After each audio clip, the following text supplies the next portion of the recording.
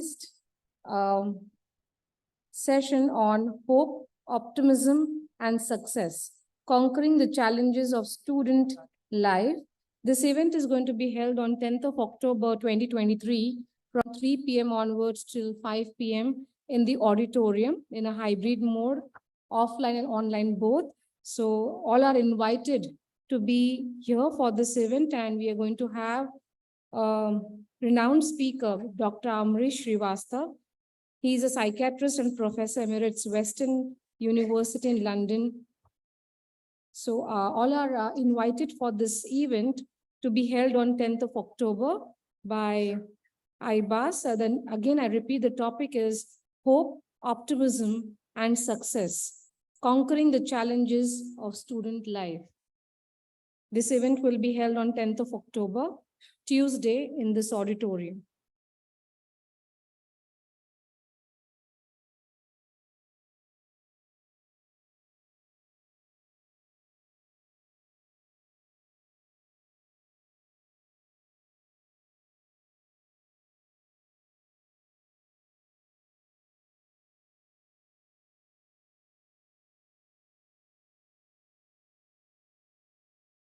Faculty members are requested to kindly occupy the vacant seats which are in front, because today we are going to have an online session and there'll be a live streaming of the auditorium too.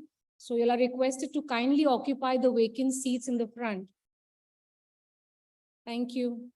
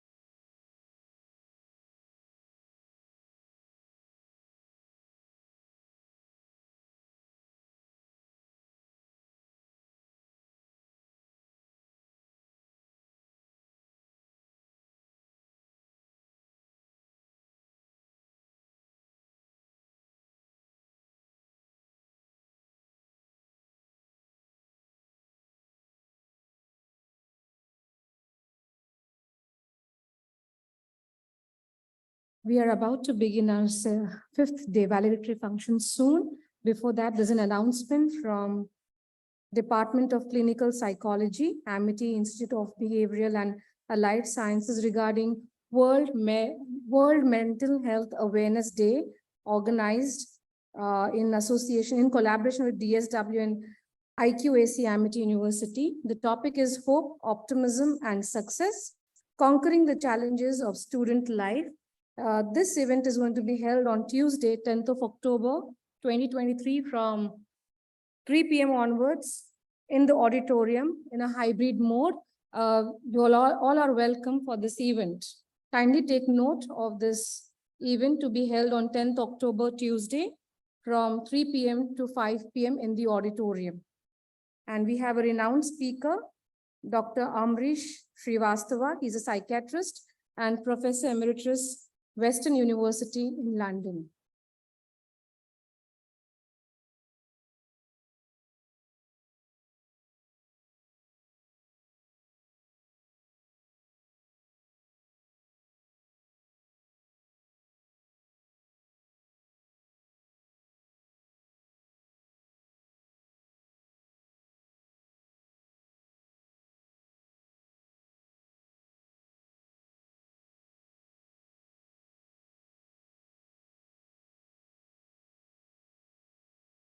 Good afternoon, everyone. Honorable Vice Chancellor, sir, Dr. Santosh Kumar, sir, Deputy Pro Vice Chancellor, sir, our Registrar, Deans, all the HOIs, faculty members, and dear students.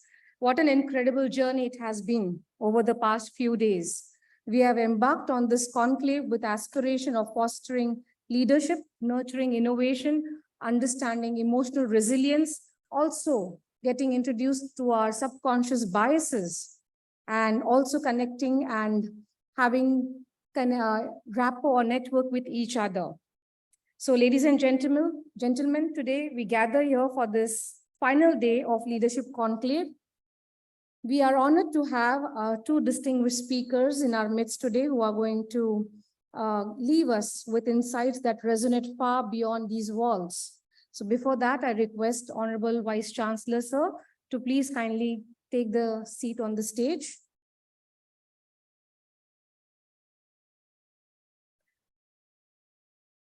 Honorable Vice Chancellor Santosh Kumar, sir, will be our speaker. And I request Dr. Sunila Dhaneshwar, who is the coordinator of this leadership conclave, to kindly introduce us to our Honorable Vice Chancellor, sir, for this session.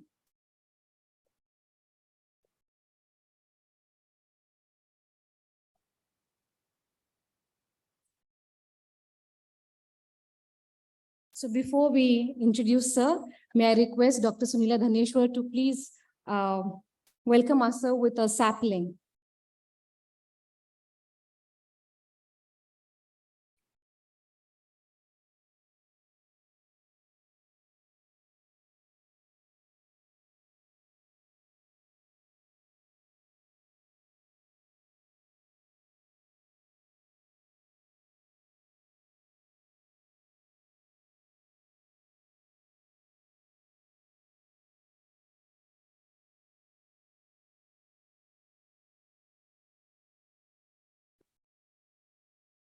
A very good afternoon and welcome to the last day of the Leadership Conclave. Though our Honorable Vice Chancellor, Dr. A.W. Santosh Kumar, sir, is very well known to all of us and doesn't need any introduction, it is my immense pleasure to introduce him to this august gathering. Sir, as we all know, is the Vice Chancellor of Amity University, Mumbai, but has more than 35 years of academic and administrative experience.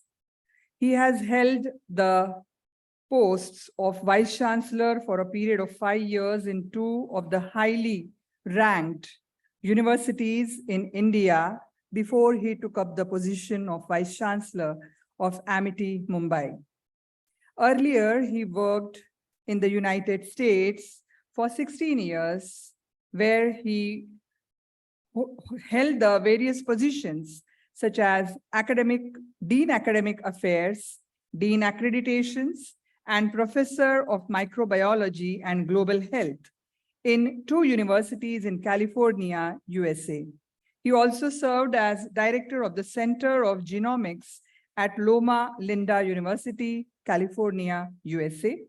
He has completed his PhD from AIMS, New Delhi, and further completed his postdoctoral fellowships from University of California, USA, NIH, USA, J. Craig Venters Institute, USA, and National Cancer Center of Singapore.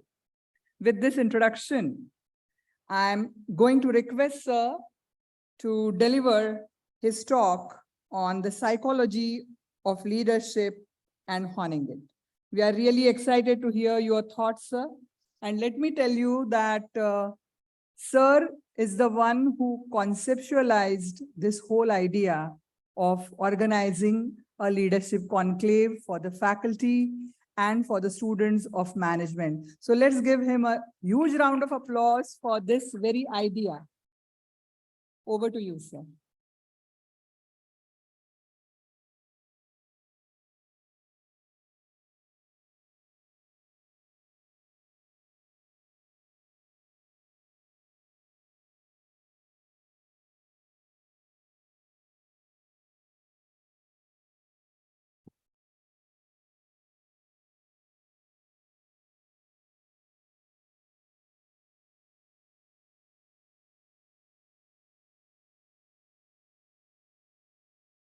Can you hear me? So good afternoon, everyone. I really wish to thank the organizers, Dr. Sirilaji, Dr. Sunil Dhaneshwar, for giving me an opportunity. As you all know, that I am just standing here by a misnomer. If you just see, what is this? This is Rava Upma. And you know, in our families, when our mom, if she is run out of idli or dosa or something, the final rescue is this one. So I'm just standing here. The reason being that the speaker of the heart today is Dr. Deepak, who is our Geo Vice Chancellor of Geo University, who is not able to come here is just because that he had stuck in Chicago, affected with COVID. So there was none other than me. So it is looking like I am now like a Nilay Vidwan in All India Radio. If there is going to be one sequence and another sequence, there is a pause. There'll be somebody who will be playing flute, right? So I'm here like that to just fill in this issue. You got it? So now, when you just see this conclave, many people who have come here earlier would have been very confused. You would have thought that we are already leaders here. And some people would have thought that I in no way relate to this leadership. I'm only a young person starting my career as an assistant professor or as anybody. Or some people would always think that, you know, I don't have any say here, not at home or not at the department or not with the students. So I am no way related to this leadership. We come with this mindset and we have provided you a very good environment, right? So when you see this environment, we have provided people who have come here with a lot of tranquility and meditation. You come here for two hours approximately, and now you have understood what the meditation is. You had a very good meditative sleep during this time, and that is what I call it as meditation. And you have acquired some listening skills despite of your unwanted irritations. Okay, that is focus. Because there's no other go, because you have given a biometrics, you have to sit here rather than sitting elsewhere and sleeping, you can sleep here, right? But the third one is endurance skill. Like it tests your patience every time. There are many speakers who have tested your patience. I know.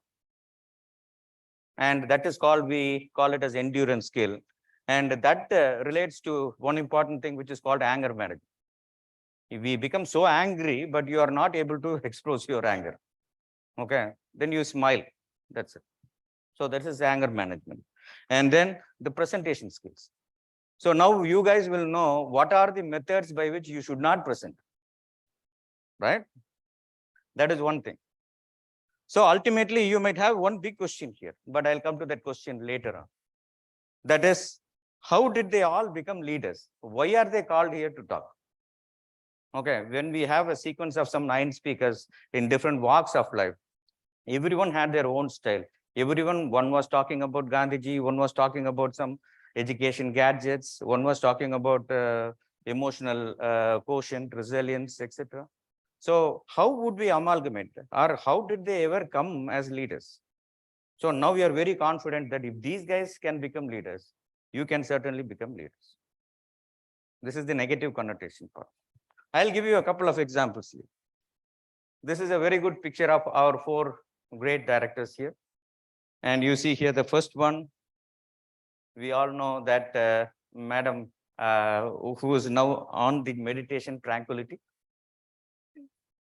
The second person, very good listening skill, full of focus. And who's none other than Chanana ji. Third one is our Divya ji. Okay. She doesn't have any other go. She starts preparing some presentation for something else. Good presentation skill. And ultimately, the last one is the anger management. You see our madam's face there. Like both gussa hai. Like, come, I'll eat you. But whereas these people were very happy before they came. Right?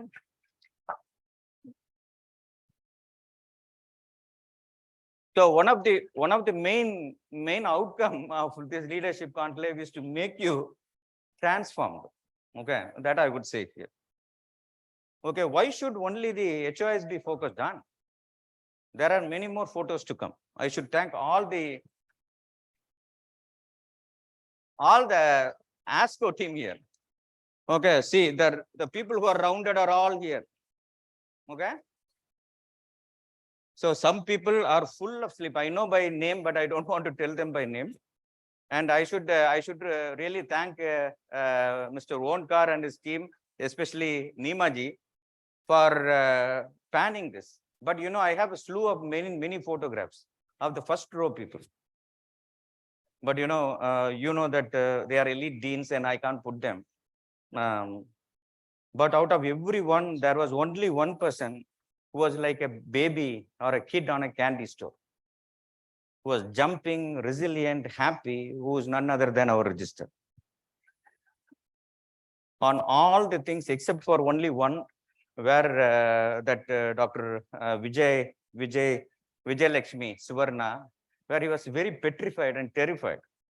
I do not know why. Okay. So these are all the outcomes or aftermath of transformation. So when you just come to a very crux of the thing, I will take only 18 minutes of my talk. I will put only 12 slides. So I will complete this. But what is the take-home message? It's up to you. So ultimately, what you have to do is, if you want your dream to come true as a big leader, you now have to wake up from the sleep. Don't yawn. Okay. So this has to be very much there. So when you just see, I'll give you 2 important questions. Just close your eyes. Just close your eyes for 1 minute. Not for 1 hour. Close your eyes. And then just think about any one leader that comes to your mind. Any one leader. Nimaji, you need to close your eyes. Any one leader that comes to your mind.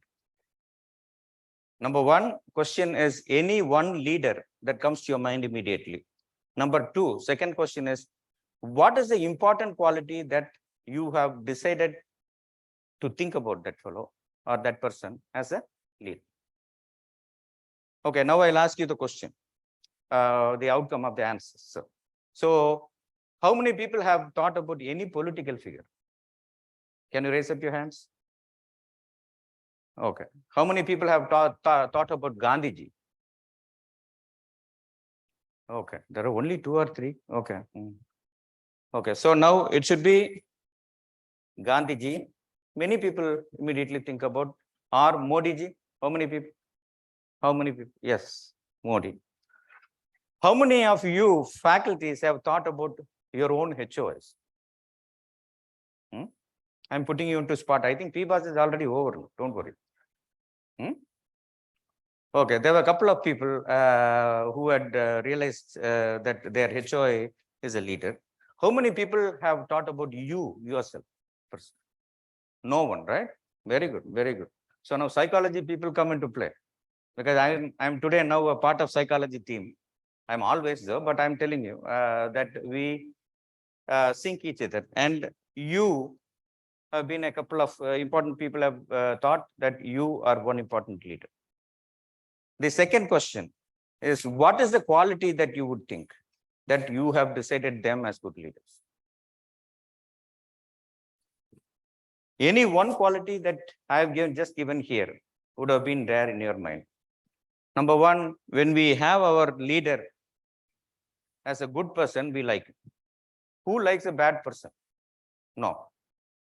Or a supportive person who is emotionally supportive, physically supportive. We like that. Or very patient. Whatever the temper tantrum you do, the person is very patient with you. So we have a lot of HOs like that here, right? We have a lot of leaders here. And people who are very positive despite of any problem that comes into your situation. And the last one, happy and humorous. Many HOIs here, many leaders here are very happy and humorous despite of whatever the setback that happens in the department or in their life. Having said that, with all these unique qualities, there are many more qualities to come. But one thing that is hitting in common here is everything that we are talking here relates to our mind, our thought, and which I would say indirectly as psychology. Right? Because psychology is more important. So everything that I've given on the left side with related to on the right side in the red one is either with related to the thinking or the perception of the person or mental composition, the grit of the person, resilience, or the behavior. So now everything is none other than the psychology. So now I'll put the first important point here, that if you want to become a good leader, you need to understand the psychology of the people. And you know, it is not a very simple answer, that getting the psychology of the people is the Herculean task that you would ever have. Interpersonal problem will be there between your guide or between your HOI and other. The HOI will behave in one time differently, and the same HOI will behave a different person as a different time. Like split personality kind of thing. Some people will be very happy one day, or some people immediately on the next moment they will give you a love letter. You know what is a love letter? Memo. Right? I think Nimaji knows that, I think so. And ASCO people will be knowing that too. So what I'm telling is that all these four important points that relate to psychology, when that is going to govern the whole world, then that is the main crux that we have to know in our leadership program. We are leaders when we lead at least more than one person, your child, your wife, your children, or your students, or sometimes your faculty. So we need to know what is the psychology behind each and everything. And now we come to the psychology of leadership and how to hone it. I've given you the drop point here is the famous emperor who is called as Alexander the Great. The reason I've given him is that, see, he was the youngest emperor who has ever lived in the whole world. And he is the great Roman emperor who conquered the whole Persian empire. So ultimately, half of the world he ruled. And he died at the age of 32. But he had conquered everything at the age of 32. But during his period in time, by the time when he died, his demeanor totally changed. His psychology totally changed. He started as a very good emperor, very good interpersonal skills, very pep talks, and many reforms. Later on, slowly it became the same emperor, became very, very audacious, and he wanted to know only one thing every time from his people, that is nothing to applaud. Every time people who has to come into his court has to applaud him for anything or other, or else they will kill him. And ultimately, at the end of the day, he was actually, he died because he was poisoned. A very good emperor who had come up from a very far away in the sequence, ultimately he came to an existence of zero. It is just because he was not able to understand the psychology of whom he was a leader, and also his own psychology. So now, with regard to psychology, you would have to know that you need to deal with only people. If you want to just classify people in the whole world, there are only three types of people. One is bad people, sad people, and mad people. You can just think about whoever it may be, or it will be a mixture of all these three, right? Majority of the people are only sad. Majority of people are only sad, and couple of people are bad, and a few people are mad, and everybody becomes mad sometime or other. So now, if you want to classify the whole system of living being into concern, it is only these three people.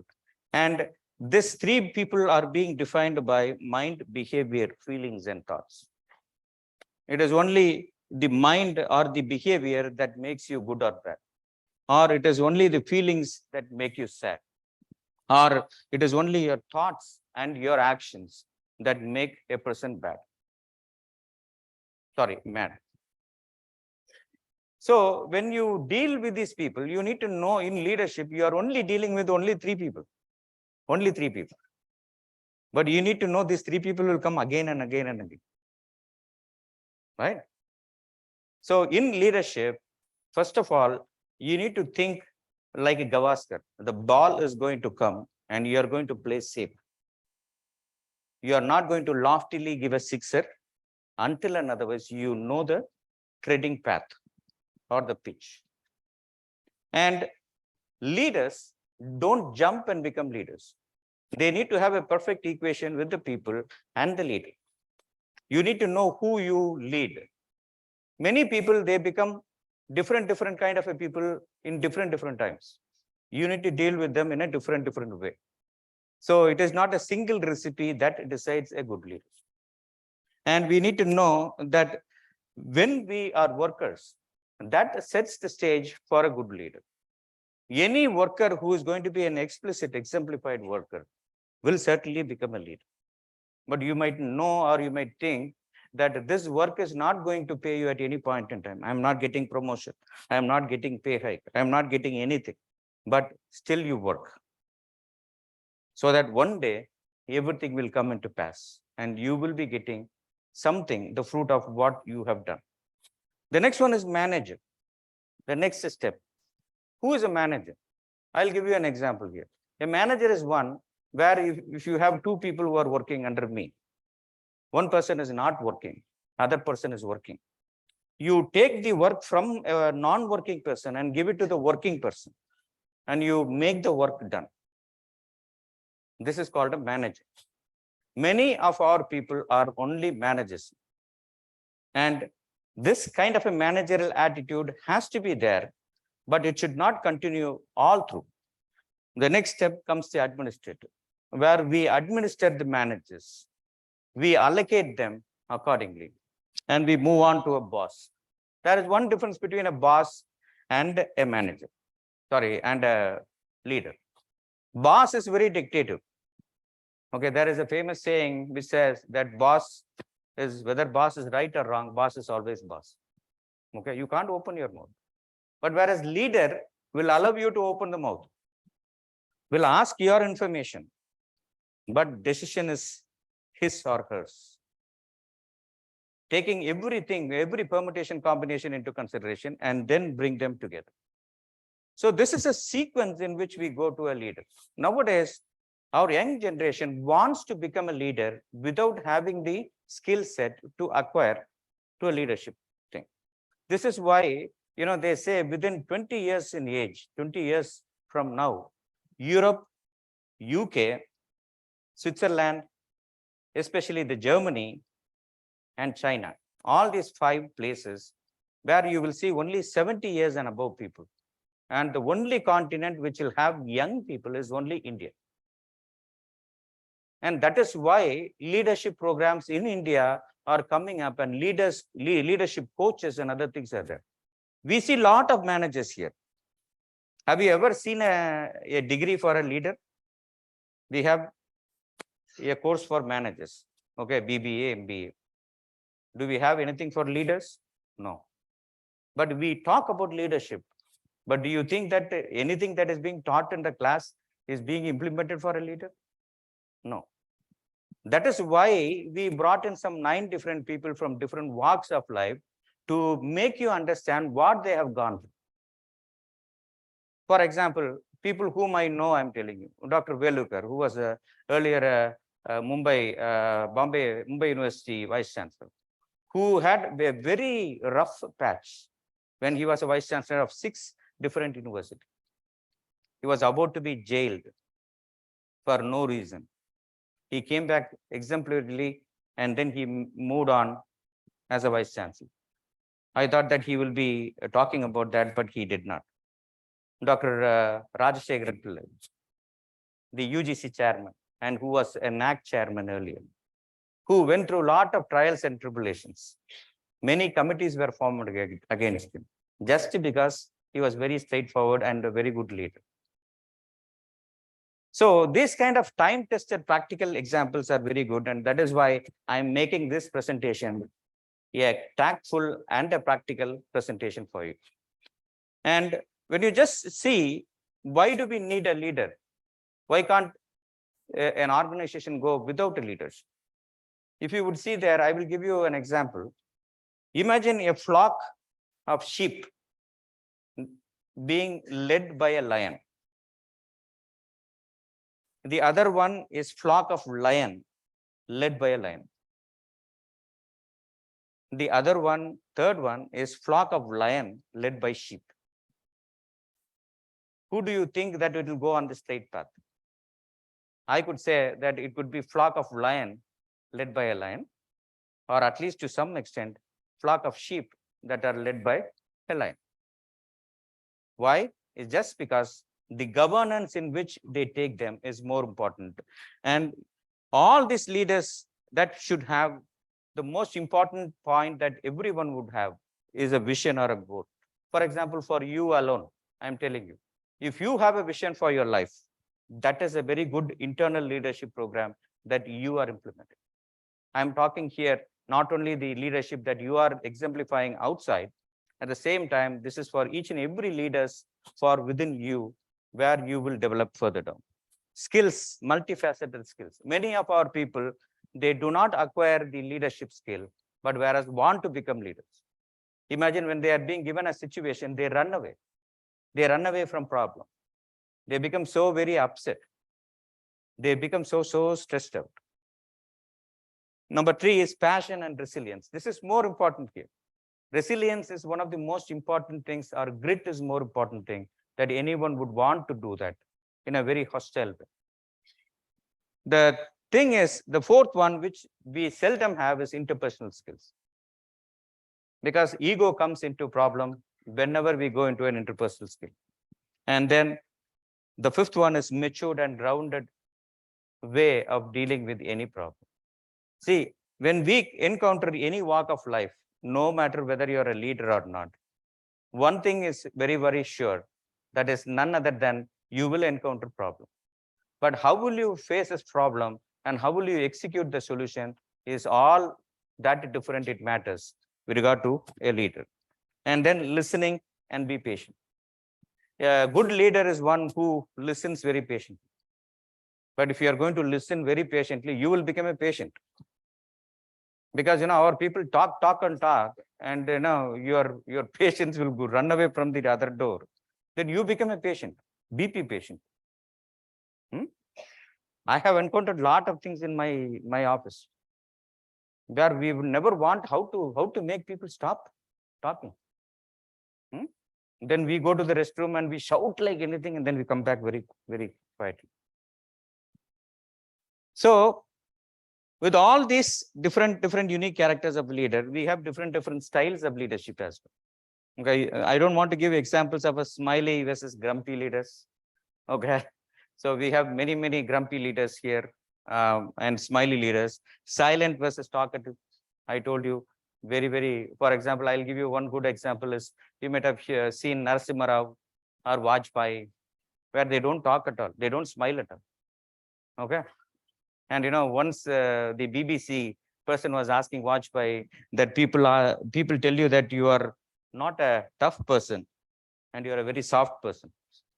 And he told that, I am the person who had declared the Pokhran nuclear testing. And do you think that I am a soft person? So different styles do vary. And when you just see a whole crowd of these young people who are on the other side versus these two people here, I put P.V. Narasimha Rao here because one of the very fascinating leaders of this age, where as compared to Hitler, Hitler is called as the very influential leader. No matter what, if he is going to decimate the whole mankind. And when you just see the whole picture here, there are a couple of people whom I would want to just give example. Number one is Sundar Pichai versus Bill Gates. They say that Sundar Pichai is a very cool guy versus Bill Gates, who is very big taskmaster. But ultimately, the net worth of Apple and Google is very high. The Google is very high. And everything happened with a different leadership style. Very soft style. And I've just given you both British-based Indians and American-based Indians here. Because, the British style of administration or leadership is entirely different. Okay, so British style of leadership should come like this. Whole parivar should come like that. Somebody should be like this. And if you are going to walk, nobody will be there. They will walk like this and go. But whereas an American leader will come very coolly. I had one incident where our provost there in the US, he came all the way to my chamber asking me that the next day there was a delegate from India, if I will be able to host. I was so totally taken aback during that time because, nobody here in India had done that to me. They will order me or they will email me or whatever it may be. They will tell, come here to my chamber. Tomorrow you are going there and picking up from there. That's it. So different types of leadership. When you talk about these things, one comes to my mind is the Harvard Business School has come out with a very good this. Here are all the major young leaders that you would see. They say that the number of male leaders are higher in number than the female leaders. So there is a gender bias. But you need to understand that young male leaders are very efficient than the female leaders. I'm not here to just talk about gender bias here, but I'm telling you, out of the male leaders, even though they are high in number, 85% are dumb leaders, male, I'm telling you. But whereas 89% of the female leaders, like Indra Nooyi and other people, are very efficient leaders. So what does it say here?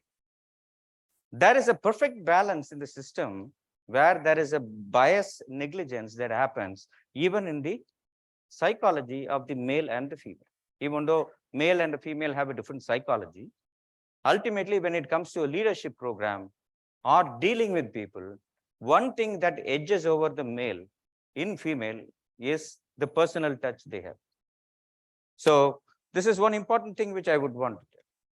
And all these young leaders, when they have been asked a question that rate important 4 events in which they have played a very crucial role or it has taken their maximum time, you would see here ego management. As you all know, ego management is the maximum problem that comes in any leadership program.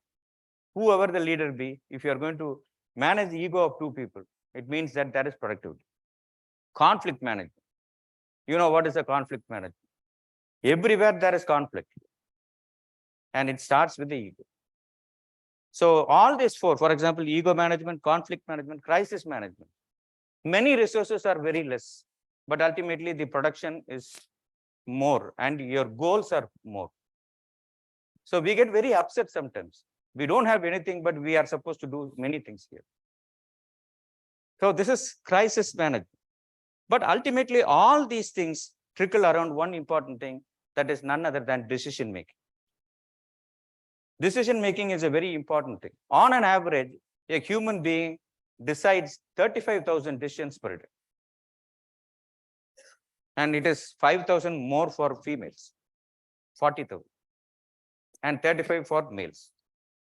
And when you just see that all these decision making are either rational decisions or emotional decisions. So rational decisions are based on the evidences that you have. Emotional decisions are immediately we take. But ultimately, it is the mind, behavior, feelings, and thoughts that play a very vital role in deciding or making a decision.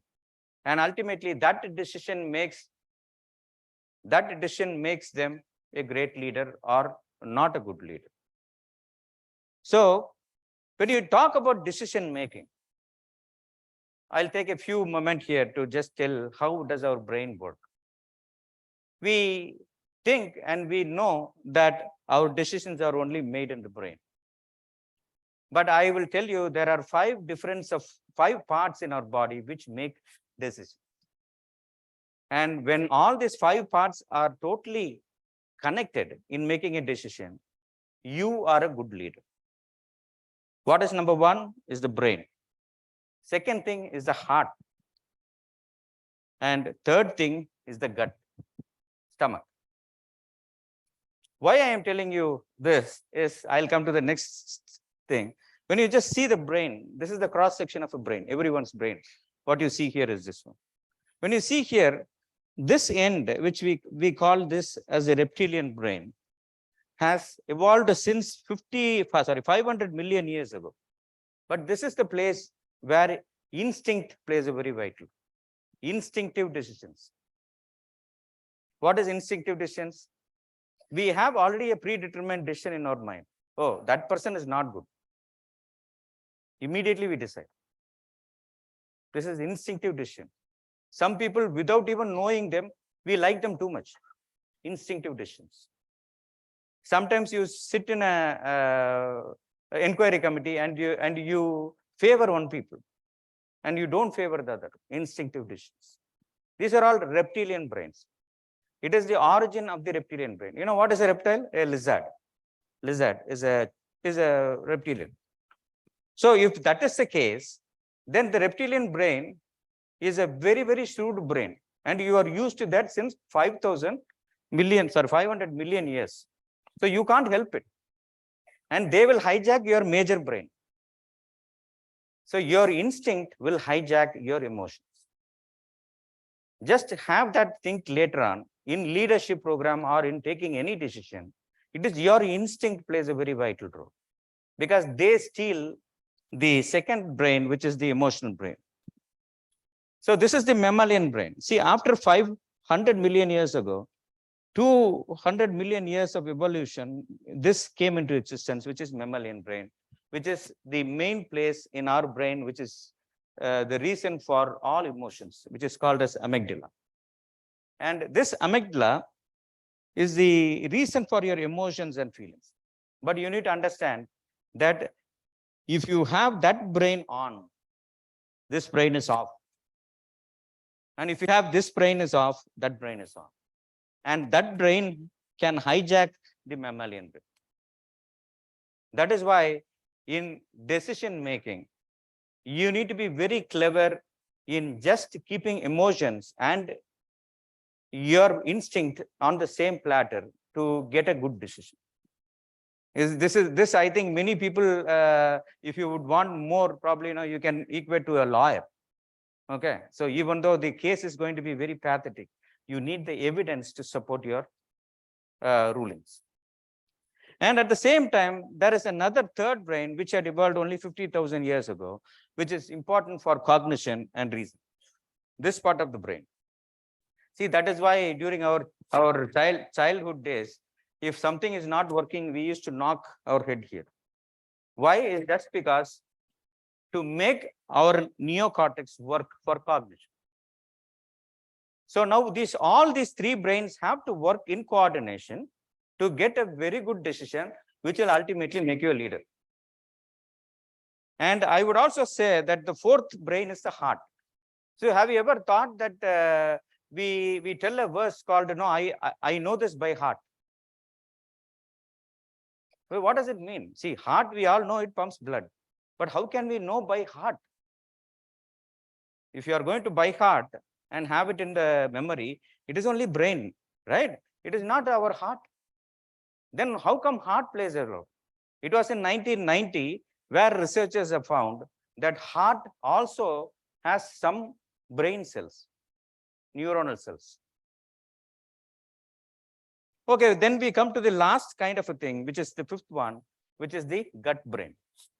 I know this is the recent concept nowadays, because they say that gut is very important for many things.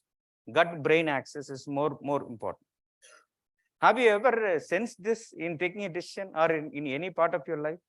I will tell you one good example. When we were visiting UK, London, my daughter was actually lost in a very big crowd. You will never believe, ultimately, I had only one feeling. It is like something was chewing inside my gut. Because, you are helpless and you want to do something, but, your stomach is churning like. You couldn't do anything. You couldn't think anything. And I think each and everyone would have had the thing. So if you have all these five brains together, and if all the things coordinate, then you get a very good leader.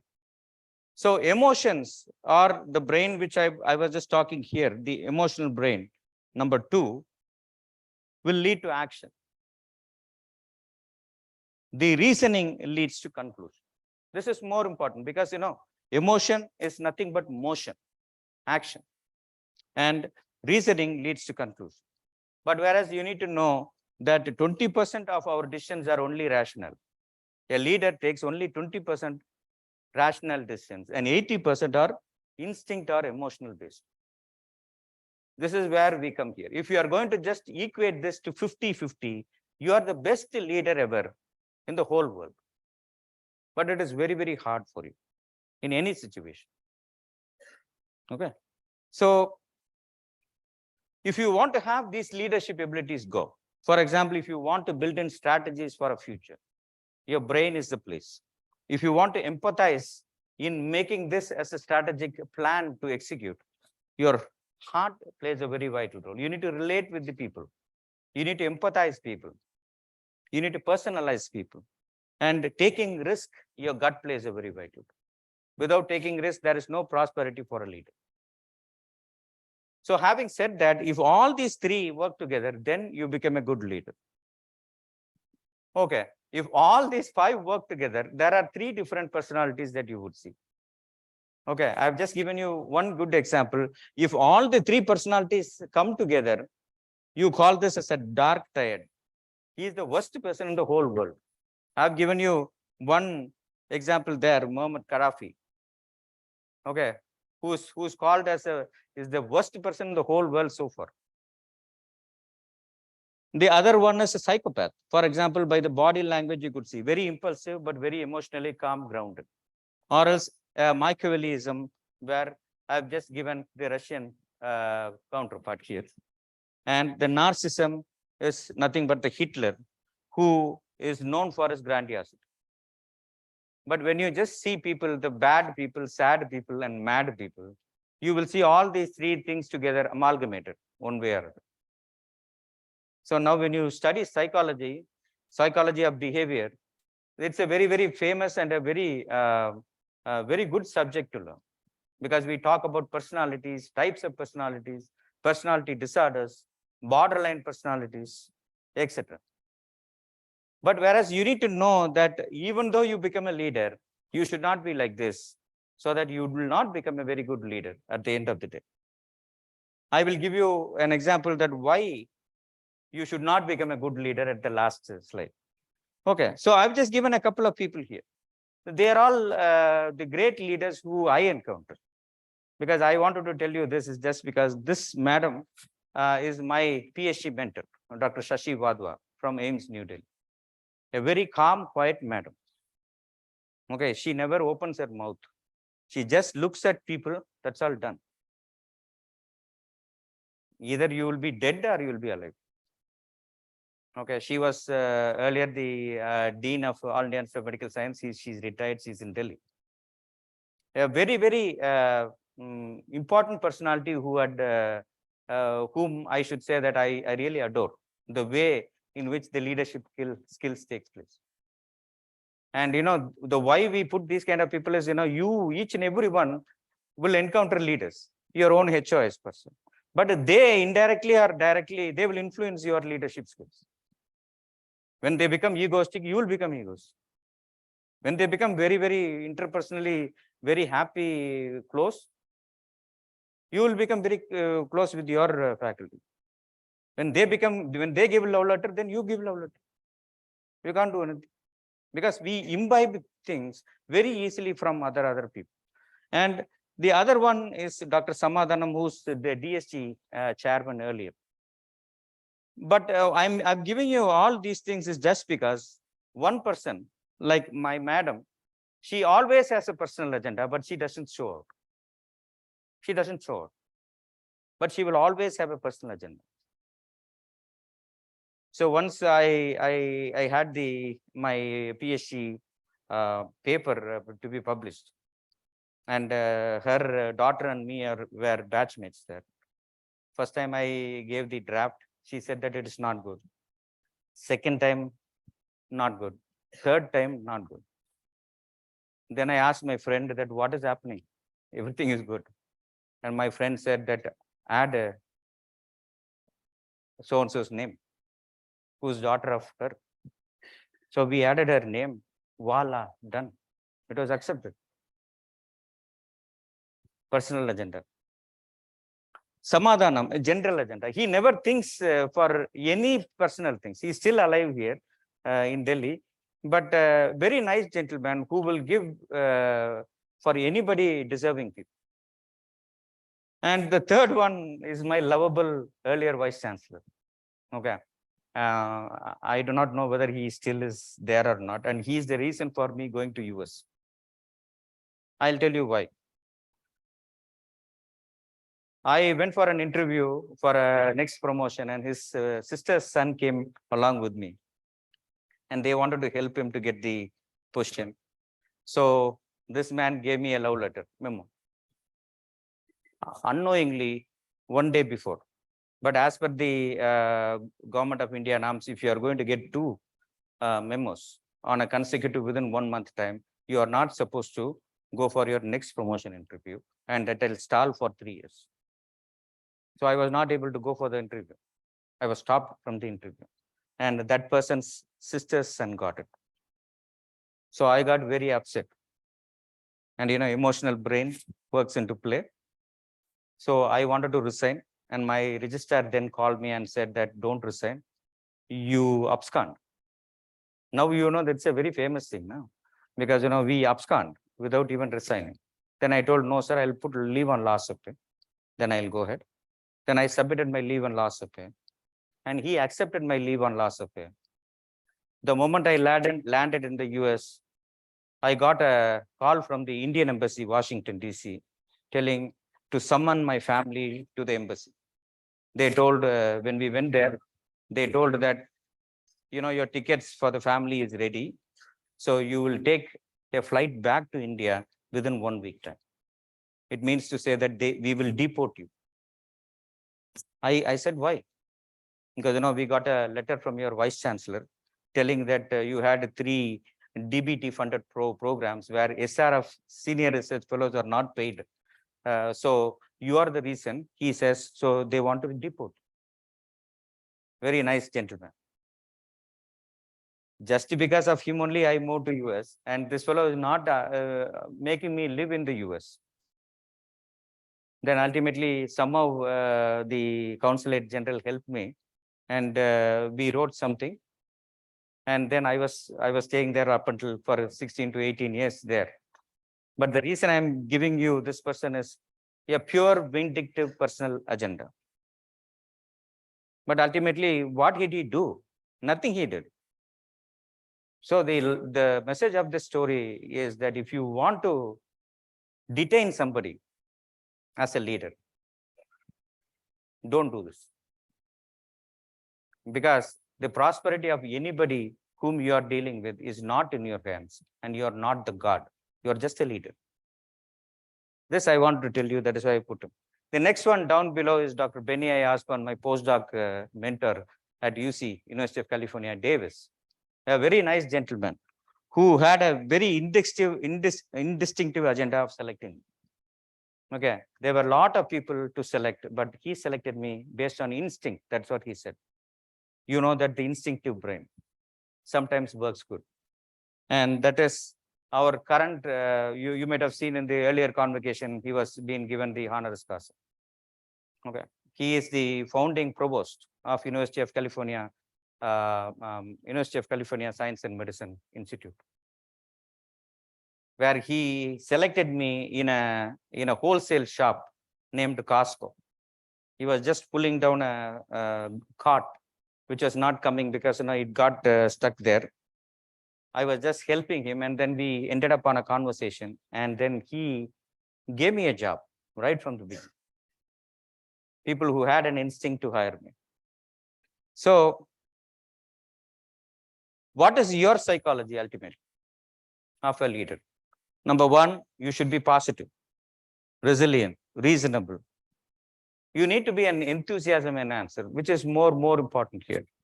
And then you should be very non-judgmental. This is more important, I want to emphasize, because when we do one mistake, we immediately penalize people. That should not be the case here. You give them 1 time, 2 times, then 3rd time you sack him fully. That is a good leader. You need to give him a long rope for deciding, and then it goes on. And you should be cheerful with humor. This is very important here, because among all the living beings in the world, it is only human beings who have the laughter. What if we are not going to laugh with the other people? Right? And I should say that these are all a couple of things which I want to tell you from this period in time, where I have learned a lot from many leaders here I am working under.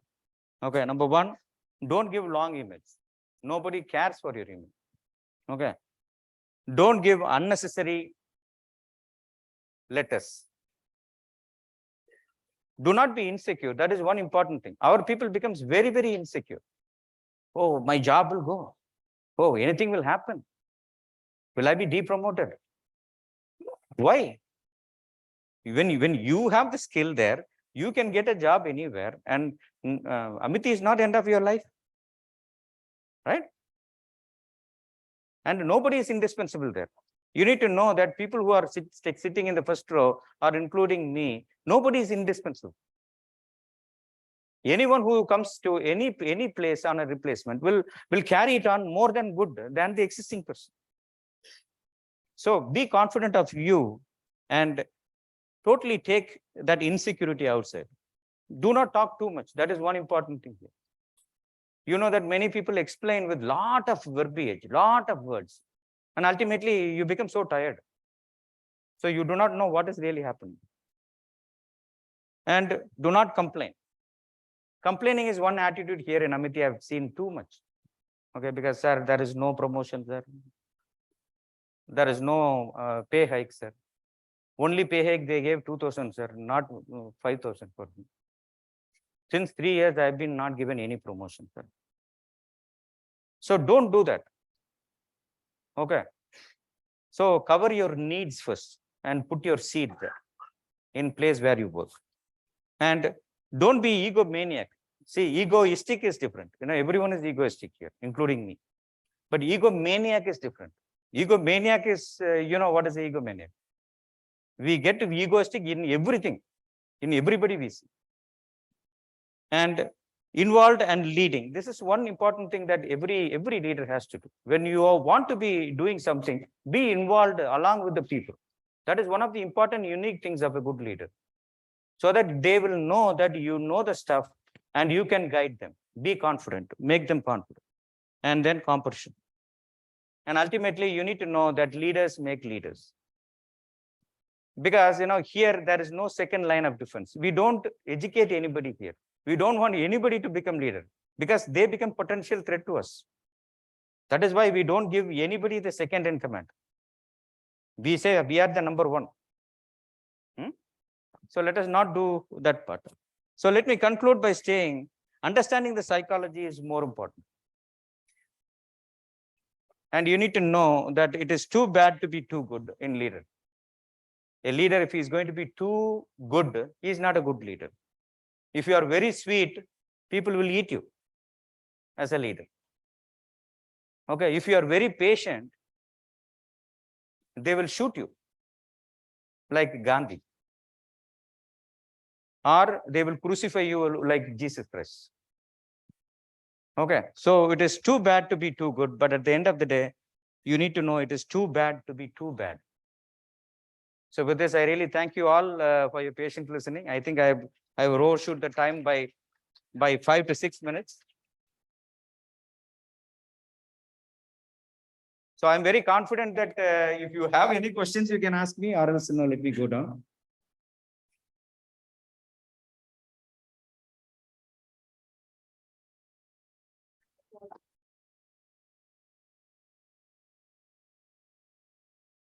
Thank you, sir. Sir, I just had this question, like we all select and follow our leaders and we idolize them to some extent. But when do we know that we have to stop following a leader? Like when do we know that we have to stop following a leader? Like selecting a leader and following them is the easy part. But sometimes your question is that when do you know that you need to stop following a leader? Yes. Okay, that's a good question. But I would say that if you find any person and give him the status of a leader, don't stop following.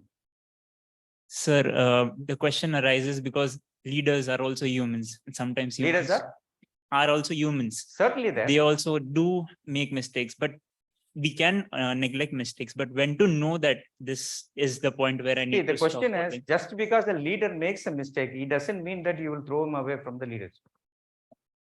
Okay, see, why do you choose him as a leader is just because you are confident of him. So you have kept the confidence on the person, you have married him as a leader, then after that you will ditch him just because that he had done one mistake. No. That is not the case. Nah? See, for example, human, it is earth to human. We need to know that we are all doing any mistakes are there. We are all human beings. But at the end of the day, a leader is the one who will accept the fault, set it right, and then come to the path.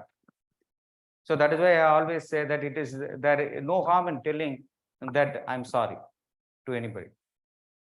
If you are at fault, you tell that I'm extremely sorry.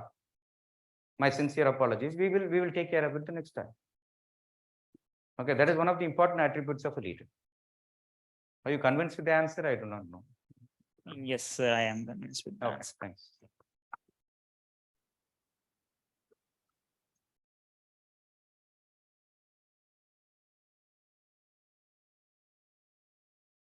Give mic to Matt, please.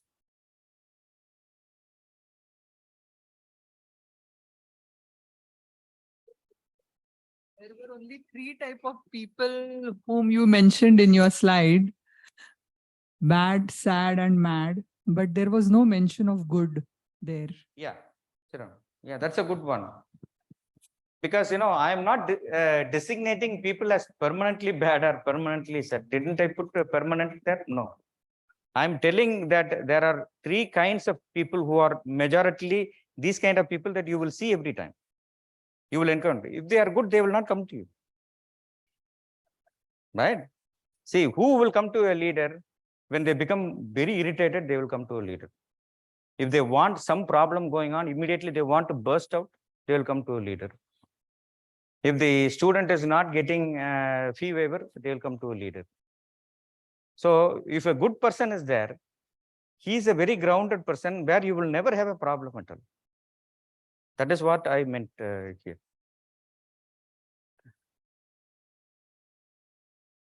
I think, are we done here? Okay, there is one question.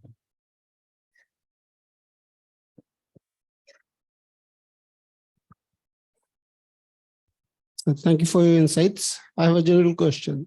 So we follow leaders because they are leading a bunch of people, a crowd or population on a better path, right? And as the other audience pointed out, that sometimes the leader can do a mistake. Now, when we see a leader who is leading us, like in any aspect or walk of life, and when we find that the leader is not treading us on the right path, that time what one should do, follow other leader or take the step to lead himself. Okay. So if you can repeat it, because, I think your voice is very muffled. I can understand what you are coming to say. Again, please. If the leader is not leading into the right direction, Okay, stop it here. The question is, if the leader is not leading to the right path.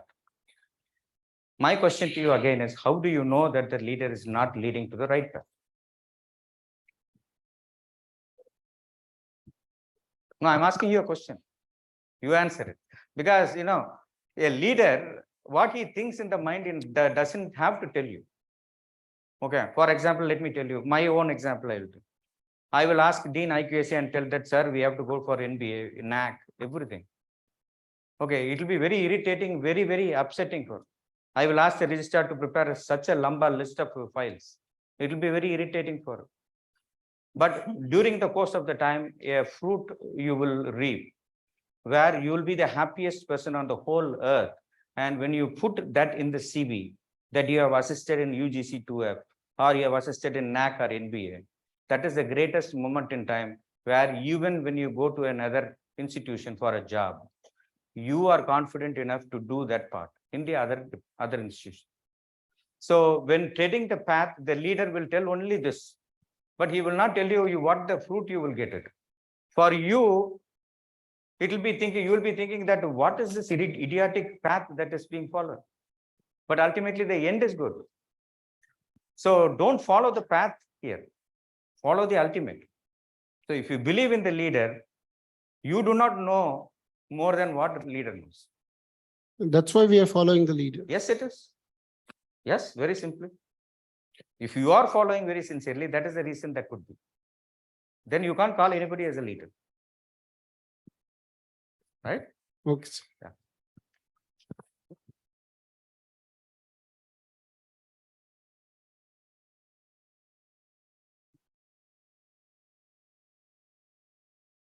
Well, thank you very much.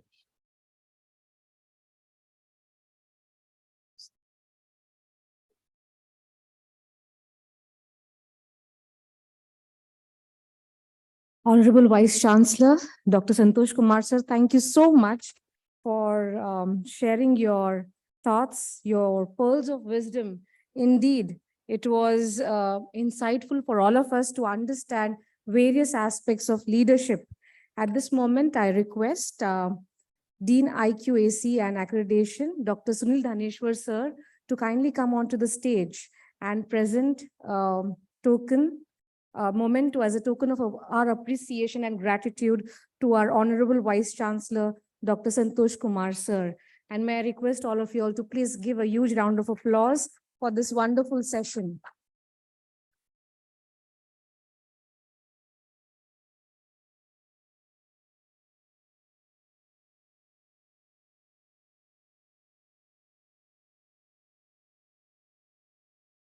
Thank you, sir.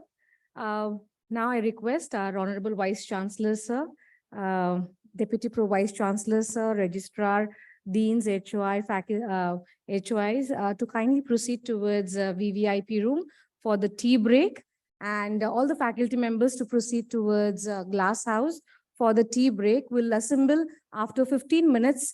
The next session would be taken by Honorable Vice Chancellor, Dr. P.B. Sharma, who will be coming online. So all are requested to be here on time. Thank you.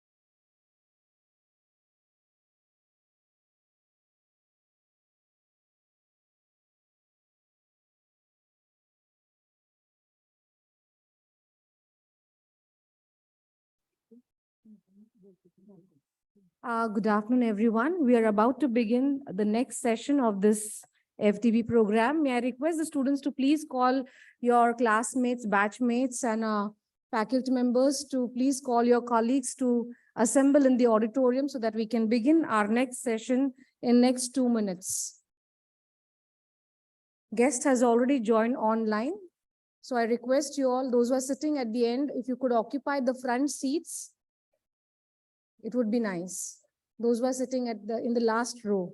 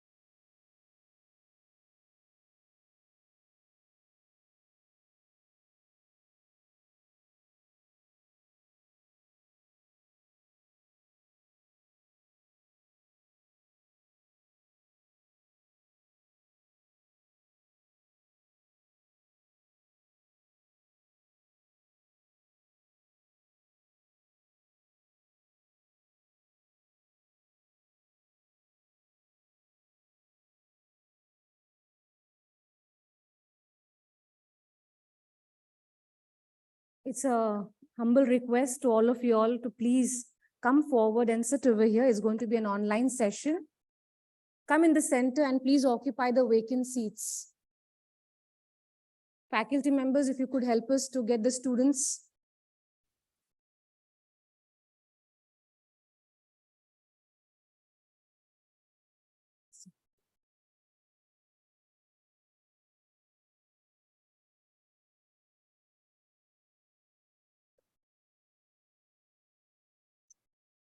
So good afternoon, everyone. Once again, welcome to the valedictory function of a 5-day-long FTB program.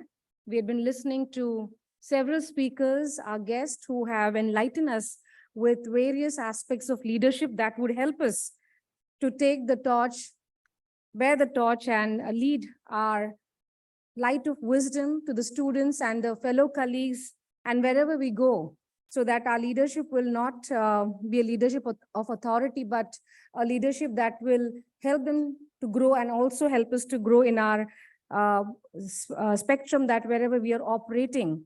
So we are, at this point of time, I welcome Honorable Vice Chancellor Santosh Kumar Sir, our guest, Honorable Vice Chancellor Professor P.B. Sharma Sir, our Deputy Pro Vice Chancellor Sir, Registrar, HOIs, Deans, faculty members, and dear students. This is the last part of the 5-day-long FDP, and our guest is already here online. Without wasting much time, I request Dr. Sunila Dhaneshwar who is the coordinator of this FDP program, to please come and introduce us to our speaker.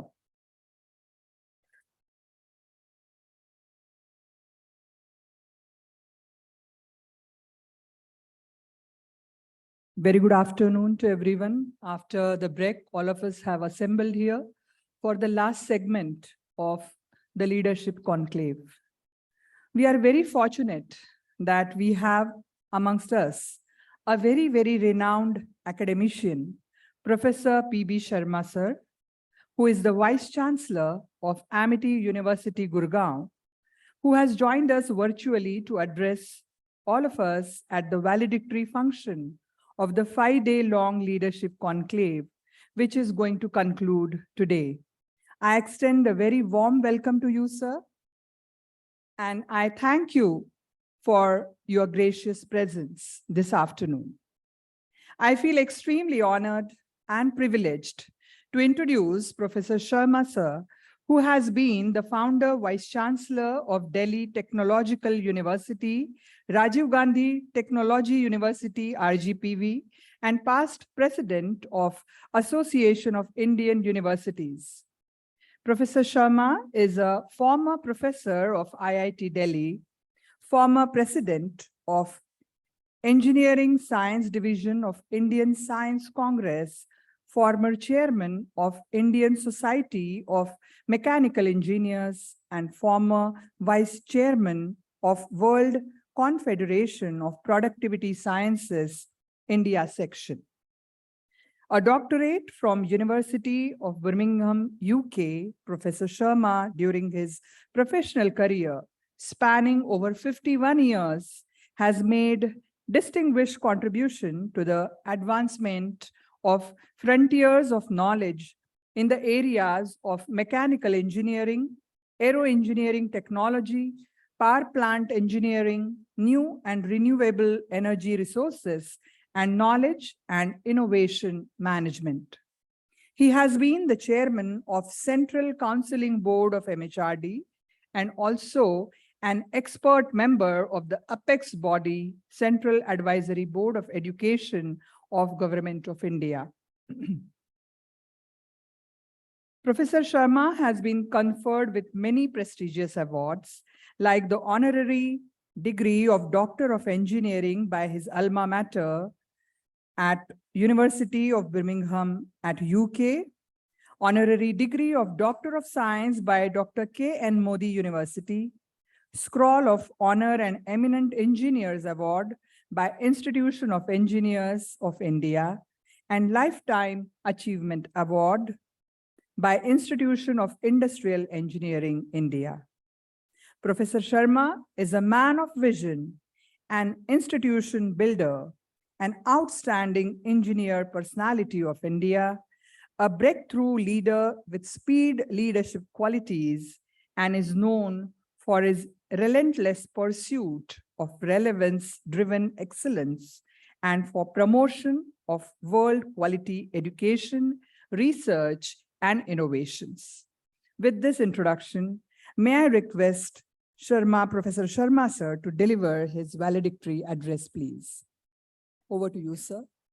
Thank you so much indeed for your kind words about me. I feel truly privileged to be with you at the closing ceremony of this very important leadership conclave organized by Amity University, Mumbai, for the benefit of the budding leaders of tomorrow, both from the students as well as from the faculty side. We are in an age today which is very different than the age when I grew up and studied in a university. Today, we are in an age where almost everybody feels, and rightly so, that he is a leader in himself or herself. And therefore, in this age, to talk about leadership qualities for people who are in the university, either as students or as faculty, requires a renewed understanding of the times in which we are today. Things were very different in my days. In those days, management used to be man plus age. You got to have gray hair in those days to become the chairman and managing director of a corporate or a vice chancellor of a university. Today, you are in a very different set of conditions whereby it is not the age, but it is the competence and caliber and his innovative and enterprising spirit that matters to qualify oneself to be a leader of the organization. Therefore, at the outset, I feel very happy, both in terms of being an elderly person, but also a person who always thought that innovative, enterprising, and transformative leadership is something that is very much required in the organizations. Even when I was young, in those days, I remember myself working like a leader. Often people used to tell me that you are not the head of the department, you are not the dean. Why are you leading the group? I said, I still would like to lead because leadership must be through ideas, through innovations, and through actions that could truly differentiate into our style of working compared to others. And even in those days, when I became lecturer for the very first time in 1969, I remember transforming my own office first before I could boost about the leadership qualities for others. And I had to do this in those days without spending money, only with the application of mind. How do you go about ensuring that you create a bigger value and bigger esteem of the environment that you have around you? And this style of working, I continued at all levels, even during the days of my own doctorate at Birmingham University or professorship at IIT Delhi or Delhi Technological University or here at Amity University, Haryana.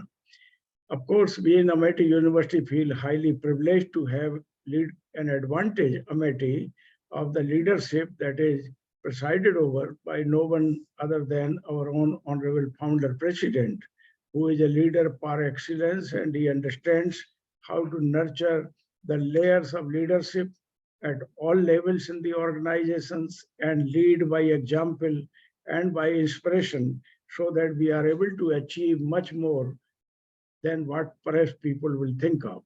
And that is why in a short period of time, Dr. Wilson, your own university has been able to shape itself as one of the leading universities in not only Maharashtra, but I believe even showing a lot of light to universities in India.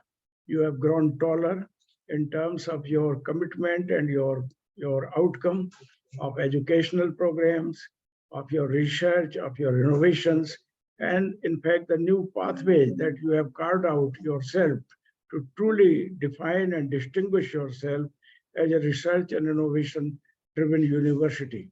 And that is why what you have achieved in just 5 years or so would not be otherwise achieved earlier in 20 years or 25 years for the normal university.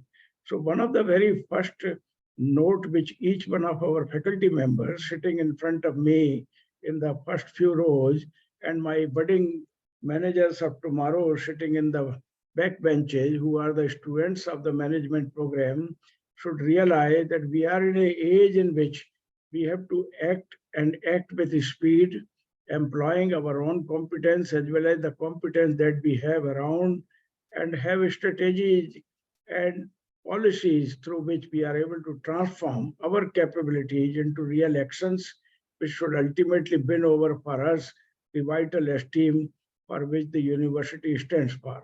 And therefore, one of the things which I thought right at the valedictory function, I must put before you that we are here in a different age today, where a lot can be achieved by compressing the time frame, and lot can be achieved by pulling together the talent as well as, in fact, the qualities of leadership of the people around us. And it is this responsibility of the leadership to take note of what truly exists around, what he or she could be able to utilize and put together and create a much bigger as a whole is what I think is called for in a new age in which we are today. And today, pooling of the mind, pooling of the capabilities and putting people together and creating the synergy of mind of the kind that is required to lead a university as a whole or in part is something which has assumed a much bigger significance. So I feel truly delighted to be with you at this very important hour when we have the valedictory function of a 5-day management leadership conclave, which you have conducted very well at the university. I'm sure during the last 5 days, your mind as well as your soul must have been invigorated to think about the leadership of the new age, where the building blocks of the leadership have been truly very well defined on the cover page of the brochure that you had put together for this conclave. It begins at the bottom with the humility. It goes to persistence. It calls for a vision. It then pulls together the competence. It requires mature judgment. But above all, on the top in the building block, I find you have put in integrity, which is the most vital component of the building block of the leadership of the new knowledge age. You have to begin with humility, connecting people with Atmita, and building your authority without making anybody feeling that you are working as an authoritarian, and yet inspiring everybody to imbibe the values and visions for which the organization is for. And all this is to be done with utmost sincerity and devotion, keeping integrity as the hallmark of the entire process of management. And therefore, the building blocks which you have sketched out right in your brochure of this leadership conclave, in my opinion, must be kept in front of you hereafter, after the conclusion of this conclave. I have prepared a small presentation, and I thought I should take this opportunity to share with you some of my thoughts in a structured manner, so that you are able to see what I'm really trying to put before you at the closing hour of this conference. I go to the slide, so there you are, and go in the beginning. Over here, yeah, that's right. I hope you are able to see something on the screen in front of you. Are you able to see the screen? Yes, you can, I'm sure.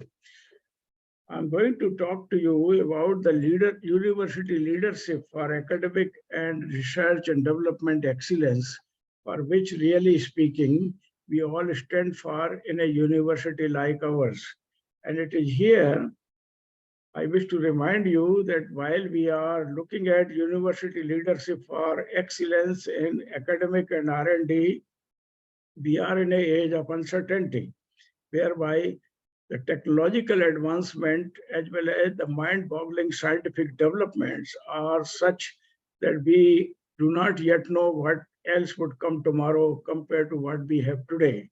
And therefore, the age of uncertainty about which the well-known economist John Kenneth, who was in fact the ambassador of US in India in the 90s, when he published his book on age of uncertainty, I was thinking that there is no uncertainty at the moment. But soon after that, we realized that the age of uncertainty has truly arrived. And today, the digital transformation has rapidly descended in all sectors, including education, thanks to COVID-19, which has made it possible, compelled us to revisit and reimagine the entire canvas of human endeavor, starting with digital learning to work from home to online education, business, as well as governance using digitization. All that has become a reality. And the new age leadership in higher and technical education, in my opinion, that will respond to these new challenges of both uncertainty as well as of a time where the ease of doing business, ease of governance has become a reality, is required in the universities in our country. Way back, the father of the great management guru, Peter Drucker, talked about new realities when I became vice chancellor for the first time. At that time, in 1999, the internet had just arrived. And Peter Drucker in those days thought that this is something big and this is going to revolutionize the way things happen. He even made the prophecy in 1999 at that time. He said 30 years from now, The big university campuses will be relics. Universities would not survive. It is as large a change as we when first got the printed book. And therefore, we have to take him seriously, his prophecy, and make a bigger meaning and purpose of the campuses of our university. The 30-year time frame which he has set out at that time is still there. By 2029, we have to be confronting with much bigger challenges, keeping the relevance of the university campuses, the classroom teaching, and much of what we do in the name of higher education, the university. Things are beginning to change already because of much bigger component of learning from anywhere, anytime, and at any place, and pulling together the best of the teachers from all over the world and from various universities. National education policy is making it also possible through the new layers of engagement of our own teachers as well as students, and to get the very best benefit through what they have put together as the credit bank actually for the future university. Engineering and technology tomorrow would also be giving us mind-boggling technological advancement and technology innovations by which the world of work as well as the world of profession of both education as well as world of engineering and management is going to phenomenally change in the years to come. New intelligent and smart materials are already beginning to make their mark. New energy resources, info nano bio revolution, industry 4.0 technologies, robotics and automation, artificial intelligence, machine learning, virtual reality, and additive manufacturing all are becoming a reality already before us.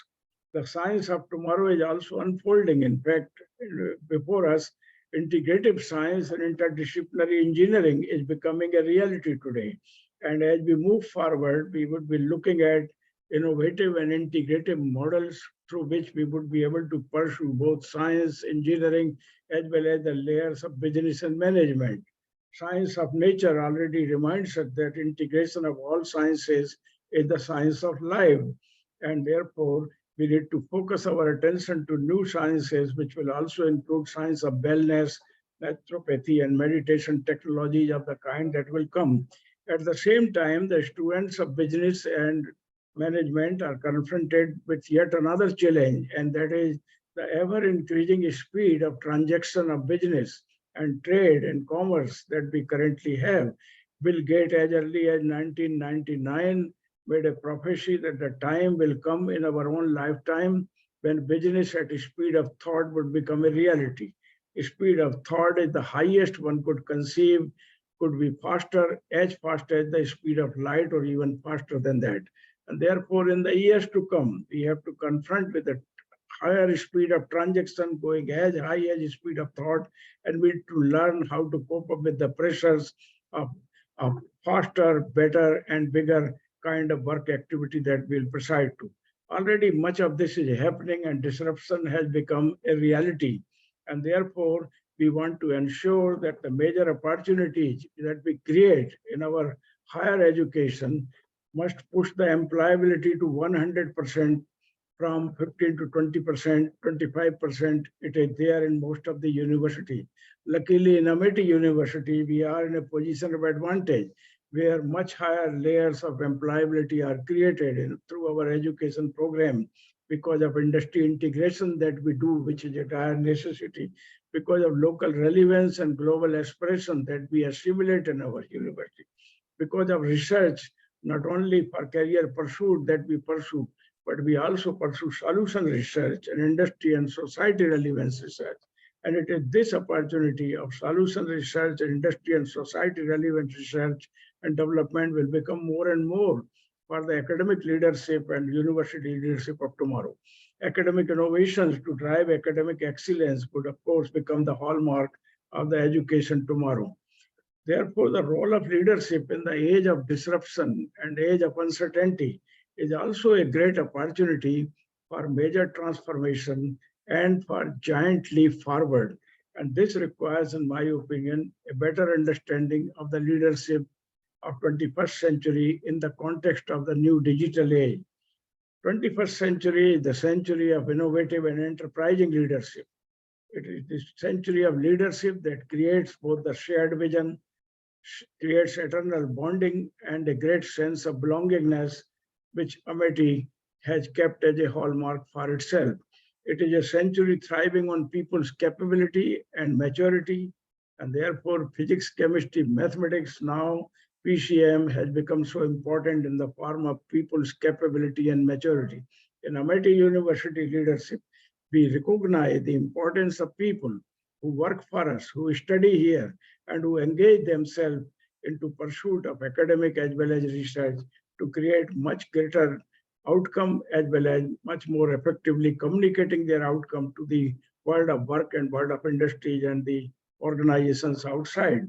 It is also a century where power of science and might of technology are creating a new world order, connected economy, connected world, and global outlook, they're all becoming a reality in this century. It is also a knowledge century opening new opportunity. It's a century in which knowledge is both the currency as well as the driving force, century in which the innovation, infinite, continuous innovation and translation of innovation into new product and services and application has become a mantra that we all understand today. A century which requires a firm commitment and resolve to protect the environment and ecology. And in the years to come, you will find this pressure of conformment and for protection of environment and ecology will become more and more. Already we have committed ourselves to zero emissions target by 2035, a century capable of accelerating growth, in my opinion, without sacrificing the interest of nature. It requires leadership that can cause breakthrough and make impossible possible. It requires a speed leadership that achieve a lot in reduced time frame. What can be achieved in the shortest possible time produces best possible result is the kind of philosophy with which the speed leadership with breakthrough leadership qualities need to work today in organizations such as the universities and also in the corporate and business sectors. A century which requires a race against time and demands breakthrough on all fronts. A century requiring an altogether new style of leadership, breaking barriers of conventions, traditions, established dogmas of managerial practices. And that is why 21st century leadership, now that the digital age has arrived, is necessarily different than the leadership we have seen so far. Leadership is all about motivating, inspiring, driving from the front and leading by example.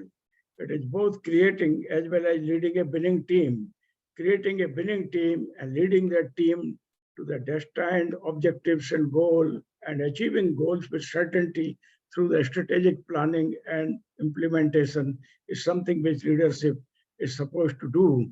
Leadership is also about casting a clear vision of the organization and achieving the goals with certainty. Leadership is going beyond the horizons of management and covering, in fact, much more beyond the routine work of the management of the institution. It is about breaking new grounds for business and winning new markets and new followers as well. Leadership is also about beating the time and often surpassing the imaginations of people. True leaders are the biggest, brightest star in their domain of activities and are an inspiration to scale the unattainable and make impossible possible. True leaders are both change agents as well as motivation power of the organization. True leaders are not swayed away by the success, nor become complacent on achieving glory or appreciation, rather become more committed to doing good. And this we find in our own Honorable Chancellor of the university, where not only we celebrate and rejoice the success that we achieve, we learn from the success and commit ourselves for much bigger success thereafter. And it is this style of leadership by which you celebrate success, but also commit yourself to go beyond and achieve much bigger success by learning from the success and capitalizing on the strength and capability that you have, in my opinion, become most important trait of the leadership of the new age. Leadership is also about breakthrough leadership in the broad domain of speed leadership. We are witnessing unprecedented change in all sectors of human activity, and therefore the leaders have to be both motivators as well as facilitators of change. And we have to ensure that change change is managed without making adversaries. Anybody can manage change, but those who manage change without making adversaries are the winners. And those who manage change by making adversaries often are seen to be losing in the long run. And therefore, the change management without making adversaries and creating change for better and achieving change with speed and ease is what exactly is required from the leaders of tomorrow. Breakthrough leaders achieve success despite all possible roadblocks and hurdles. Amity University and Amity Education Group, in my opinion, is the finest example of breakthrough leadership, where we achieved much bigger success in short possible period of time by taking care of all the roadblocks that may come on our way and hurdle that could otherwise be put in the march to excellence for the university system. Today, we stand taller with 13 universities in India and several campuses abroad, including in the most advanced countries of the world. And it is this taking up the challenges head on, greeting and meeting the challenges. The breakthrough leaders have extraordinary capability to envision as well as to plan and implement a strategy to achieve extraordinary breakthroughs of the kind which you may identify, in fact, in our own university systems. Breakthrough leadership is all about maximizing people's capabilities, synergizing advantage technology, and implementing project in a mission mode. Breakthrough leaders inspire all the elements of the team, keep them unconditionally committed to the team goals, and pay greatest attention to the minutest detail to ensure that excellence becomes a way of life and a habit for every single individual who is part of the team. Well, speed leadership, on the other hand, acknowledges no time limitation. It demonstrates the capability to jump over the hurdles, and this is without damage to the body fabric of the organization. Speed leadership is about breaking the barriers of time as well as space. And we require speed leaders who firmly believe and practice the dictum, what can be achieved in the shortest time produces the best quality result. In Amity University itself, you must be finding that the time allocated to perform an activity and to respond to a task is always becoming shorter and shorter. And this is purposefully so to train each one of you, including us here in higher management, to the requirement of speed leadership of the kind that the world requires today.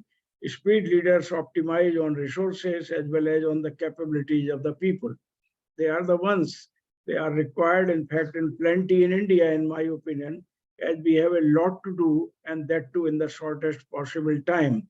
We are committing ourselves to transform our economy from $3.5 trillion as of today in GDP to something like $50 trillion, $50 trillion by 2047. And this requires speed leadership as well as break leadership in all aspects of governance, trade and business, as well as in the university, as well as research and development organizations. Who can be breakthrough leaders? In my opinion, the first prerequisite is proactivity. And it is this proactivity which is absolutely required to create the optimization in your mindset to jump on your feet and be active well before anybody else asks you to think about it. Second is fairness and highest level of integrity. This is absolutely essential today because no amount of unfairness or no amount of loss of integrity can be tolerated in the leadership as well as in its team, which follows the leadership and work for the leadership. Third is the unconditional commitment and total devotion to work activity. I purposefully use the word unconditional commitment, unconditional. People often attach conditions, give me this, give me that, and I'll give you this or deliver this. Really speaking, the breakthrough leaders never ask for anything. They only ask for an opportunity to demonstrate their acumen. And it is this unconditional commitment and total devotion to work activity makes a person in true sense a breakthrough leader with speed leadership quality. The fourth is the mind open to new ideas and new inspirations all the time so that you are innovative yourself, you allow innovations to flourish in your team and in your organization, and you ensure that innovation becomes the mantra for success And that is on the success, on the strength of innovation and enterprising mind, you create the competitiveness and layers of engagement of the people who are doing something good and something better. This is the age of innovation and digital transformation. We cannot deny the fact that innovation is both the power to create and also the power to cause disruption. We need to ensure that our innovation do not just end up by causing disruption. They should necessarily become the power to create and recreate and create for better, so that what we destroy or disrupt is created much better with much lesser consumption of resources and yielding better result than what perhaps it was giving earlier. And that is what the innovation is all about. Most of the startups fail because they use innovation only for disrupting the existing activities or disrupting the existing markets. It's not enough for me to disrupt the existing market. It's important for me to utilize the opportunity of innovation to create much bigger, much better market share, as well as to provide service with delight and at a cost much lesser compared to what it was earlier. And then innovation becomes the power to create and not just remain the power to disrupt. We need 21st century transformative leadership in higher and technical education. Business as usual would not do. We require breakthrough leadership that can focus on employability, industry readiness, and future readiness. Leadership that can transform teaching learning environment to student-centric, collaborative, and deep learning environment. Leadership that promotes integration of education and research, promotes interdisciplinary and integrative approach in education and research, and builds islands of excellence.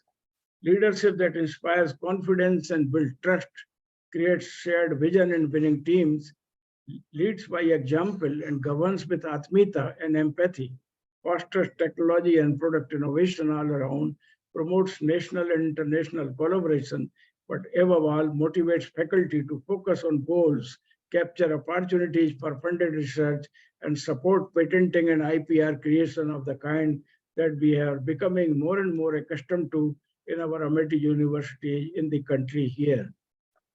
Transformative leadership in higher and technical education require leadership for academic innovation, leadership for industry integration, leadership for interdisciplinary R&D, leadership that promotes internationalization at home, leadership that creates effective national and international collaboration and cooperation, leadership that focuses on creating IPR and patenting and commercialization of IPR, and leadership for national development with a global outlook. Well, let's look at the advantage that we have in Amity. We have innovative and transformative leadership in our Amity education system, led by the Honorable Founder President, Dr. Ashok Chauhan himself, supported by the Honorable Chancellors of Amity University, Uttar Pradesh, Dr. Atul Chauhan, who is also the President of RBEF, and our own additional President, Dr. Asim Chauhan, who is also the Honorable Chancellor of Amity University, Haryana here. And I'm sure it is his innovative and transformative leadership under the overall patronage of the Founder President is working wonders, both here in India as well as abroad.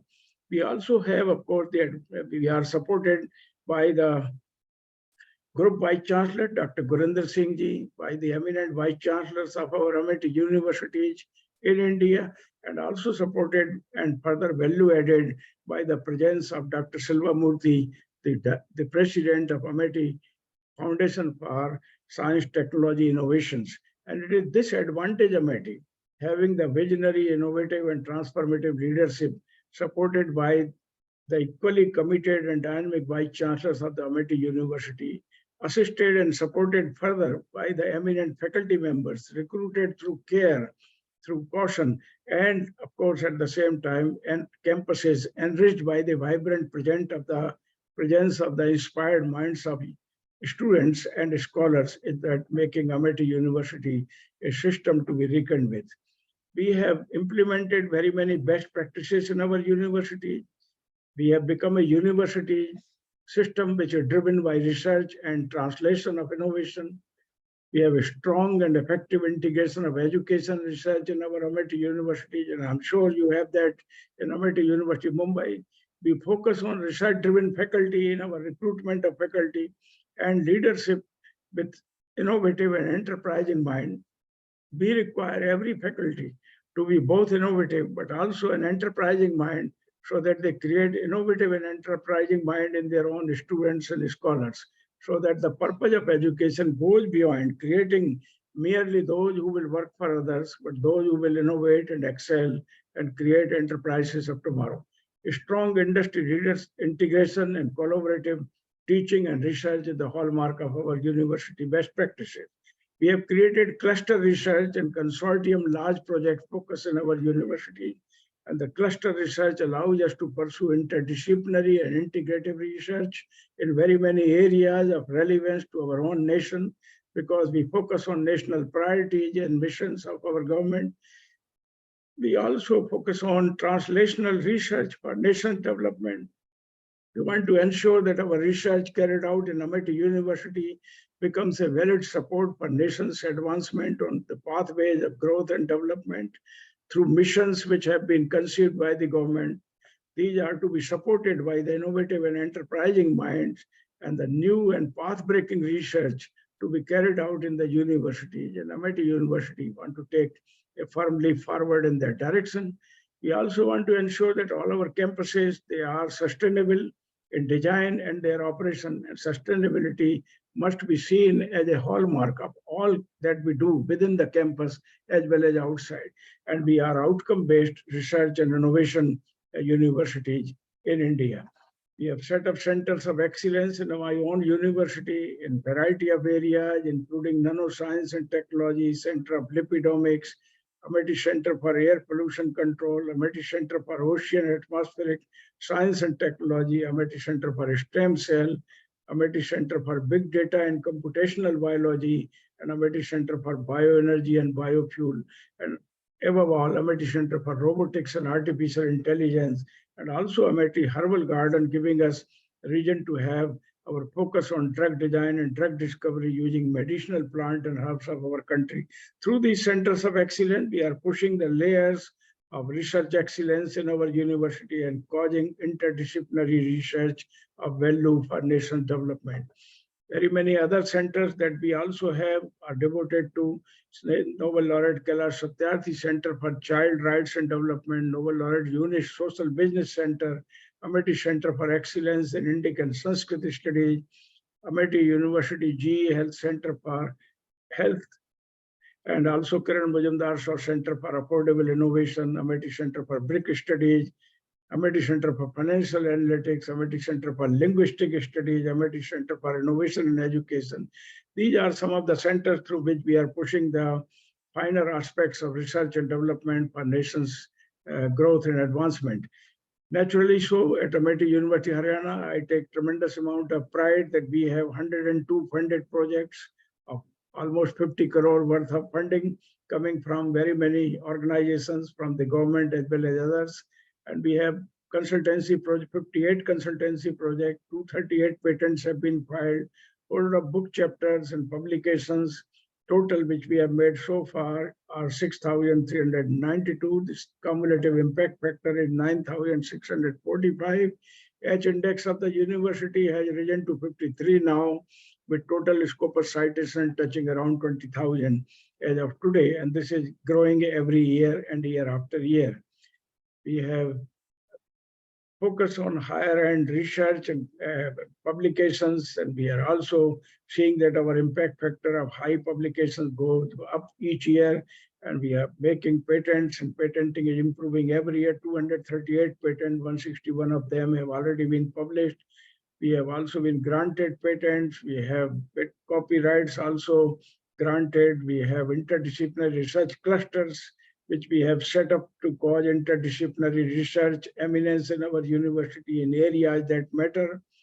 And we have research clusters where people work together for common objective and common goal. They often bid their projects together and achieve much higher benchmarks of success in terms of publication, products, as well as patenting.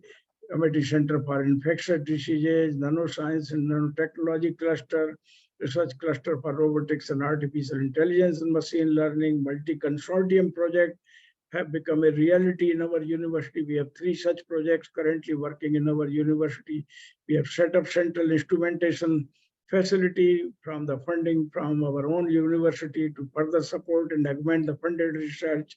We have set up innovation incubator, which is functional.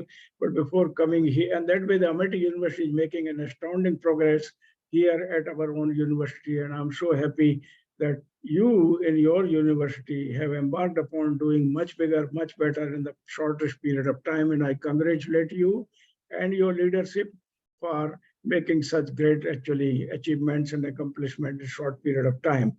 Before coming here, I was at DTU as the founder vice chancellor, where I was also principal of Delhi College of Engineering for 20 years. Great gains have been made in very many areas, including biodiesel reactors and biodiesel research. Unmanned aerial vehicles of the kind won the most innovative design award in world competition in those days. And we received, in fact, a hybrid vehicle like this was produced, which became the first hybrid of India in 2005, which got the first prize in the green car capacity in Newark. In the world competition, we had super mileage vehicles, some robotic submarine, solar car, tie-up with Samsung, tie-up with DMRC, the metro people, tie-up with Lockheed Martin, and committing to a much bigger design and development through them in the area, like DTU UAS. It was all made flight worthy and released by no one other than Dr. Saraswat, the Director General of DRDO in those days. Our solar car was flagged up by the Honorable President of India from Rashtrapati Bhavan in 2012.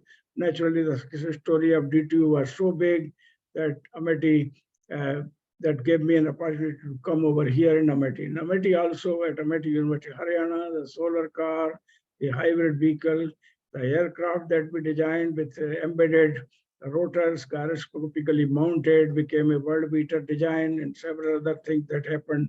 They're all made us feel very proud actually of the work which we have done. So let me finish by giving you my concluding remarks at this point. The universities, in my opinion, need breakthrough leadership with speed leadership qualities. They require leadership that has innovative and enterprising mind, both in the leadership as well as in their winning team. Leadership that transforms the institution with high employability, industry, and future readiness. I have to keep high employability as a focus because the student community requires today that the education of today and that of tomorrow must also ensure higher layers of employability, both employment as well as self-employment. And we must also serve the cause of the industry, not only that of today, but also support the growth of future readiness for tomorrow's industry and enterprises. We need to necessarily integrate education and research and promote interdisciplinary environment that should foster solution research, innovation, and new product development, that should promote national and international collaboration, leadership that transforms the institution into factories of innovation and creates islands of excellence so that we are visible, taller from great distances, and the world community feels proud of our existence. We need leadership that focuses. We find that leaders often focus on learning from failures. Most people say, and would have reminded you during this conclave also, that we must learn from our failures. While this is okay, but we must also learn from our success. If we learn from our success, we would be able to capitalize on what we have and make a much bigger, much better, and much bigger outcome from what we have, what otherwise we will achieve. And therefore, learning from success is absolutely important. Recognizing those who have made that success, giving them further support so that they achieve much bigger success, both individually as well as a team, is something which is learning from success. And make no mistake whatsoever that ultimately leadership matters. If Amity would not have had your founder president, sir, and the kind of charismatic leaders in chancellorship and the kind of stars you have in the vice chancellorship of the university and the champions of the cause you have in the form of senior faculty and HOIs and deans in the university, Amity could not have come thus far. And therefore, leadership matters. Well, I thought I have said enough at this moment, and I wish to thank you for giving me this opportunity to be with you at the concluding function, the valedictory function of the Faculty Development Leadership Conclave that you had for the last almost 1 week, the 5 working days. I'm sure, Dr. Wilson, you must have put together an eminent team to share their thoughts and visions on the leadership of the kind that we need today and the leadership of the kind that we would require tomorrow. Now that we have entered with commitment to create a better world compared to the world which we ourselves lived earlier. And this world is highly demanding. It requires firm commitment and resolve to protect the interest of man, but also protect the interest of nature together. It requires prosperity and happiness together, and not just the GDP and prosperity alone of the kind that we were focusing earlier. It requires not just the main power and brain power, but the people with innovative and enterprising spirit who will dare do what could not be attempted earlier and create a world better than what we have received from our forefathers, a world that we would like to leave behind for the coming generations so that they will be proud of us. They would say with pride that yes, the universities of the earlier age have done a great job for us to leave behind an environment in which both the learning as well as the capabilities flourish, and we are able to engage ourselves seriously in service of man and service of nature. And it is this kind of pride that we need to create through the leadership in our universities in India, and I'm sure that's also an agenda for the universities around the world. With these words, ladies and gentlemen, may I take this opportunity to thank you for your patience, as well as thank Dr. Wilson, my honorable fellow Vice Chancellor of the Amity University, Mumbai, for giving me this opportunity to be with you at the valedictory function of this very important leadership conclave. Thank you so much once again, ladies and gentlemen. Thank you. Thank you, sir. Thank you so much. Now the floor is open for question and answers. Any questions? We have volunteers with the mic. You may raise your hands if you have any questions.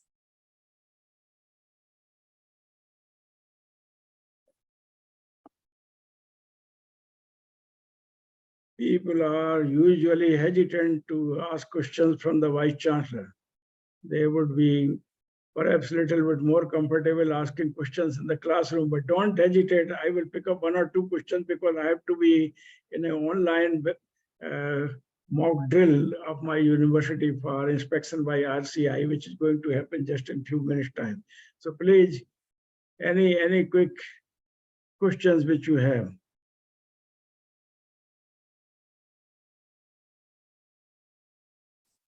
Leaders of the future must be our focus at the moment. How do I create leadership for the future? Leadership that will transform the workplace today and create a better tomorrow.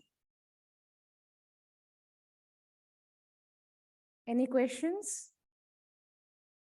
If no, all right. Thank you, sir. Thank you so much.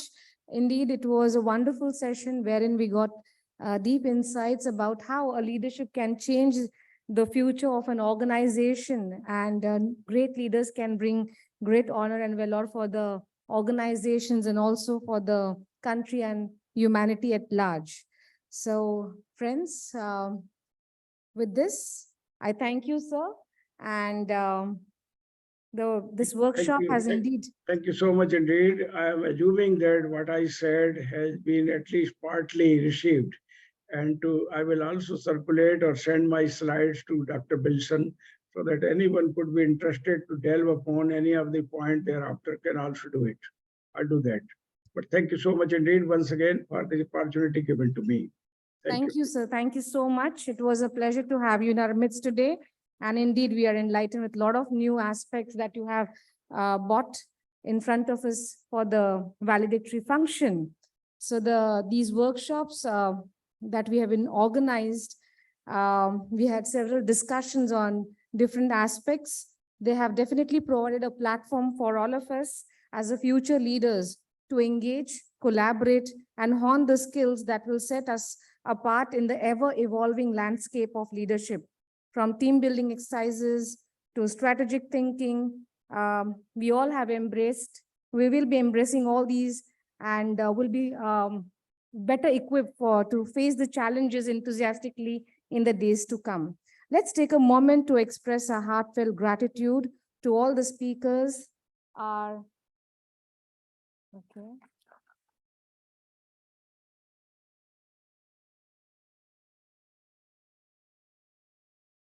Thank you, sir.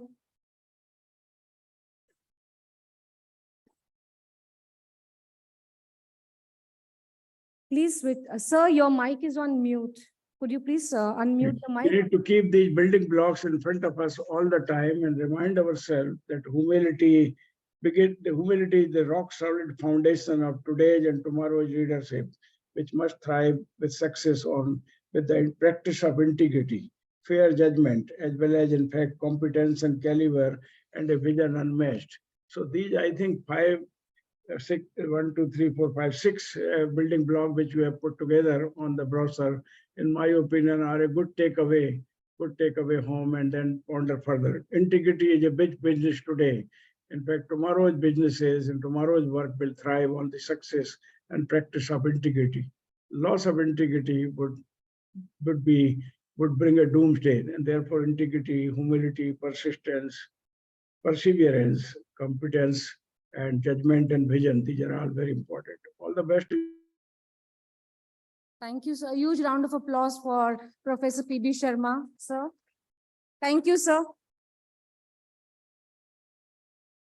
So let's take a moment to express our heartfelt gratitude to all the speakers, workshop facilitators, organizers who have worked tirelessly, relentlessly behind the scenes to make this conclave a resounding success. Now, and therefore, it's customary and essential to propose a vote of thanks. May I request Dean IQAC and Accreditation, Dr. Sunil Dhaneshwar, sir.